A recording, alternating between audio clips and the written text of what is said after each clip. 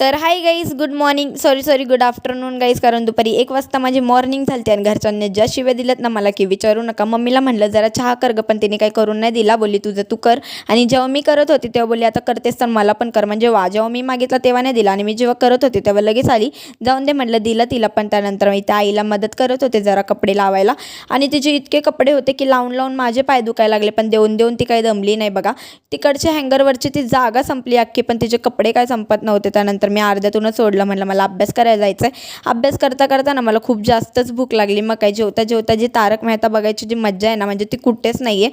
त्यानंतर ना मम्मी बोलली की जरा भांडी पडले ती पण जाऊन घास. मग काय गाण्यांचा फुल आवाज सोडला, कारण गाणी ऐकता ऐकता भांडी घासायची जी मज्जा आहे ना ती वेगळीच आहे, म्हणजे एक नंबर. तुम्ही पण असं करता का मला नक्की सांगा. आणि ना जे जे काका लोक माझे व्हिडिओ बघतायत ना, तर काकांना मी एक विनंती करते की तुम्ही तुमच्या बायकांची पंगा घेऊ नका, कारण ती एवढ्या थंडीत जर भांडी धुवू शकते तर ती तुम्हाला सुद्धा धुवू शकते. मी पण माझ्या पप्पांना हीच ॲडवाईस देते की मम्मीची जास्त पंगा घेऊ नका. उगाच तुम्हाला मारलं बिरलं तर काय खरं नाही. आणि मी मध्ये आली तर मला पण उचलून आपटायची, तर मग काय करू मी.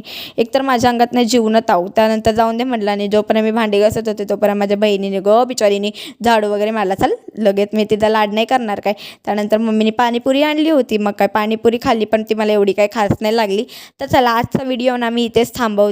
तुम्हाला व्हिडिओ आवडला लाईक शेअर नक्की करा. आणि उद्या मुंबईला चालले तर उद्याचा व्लॉग नक्की बघा. बाय.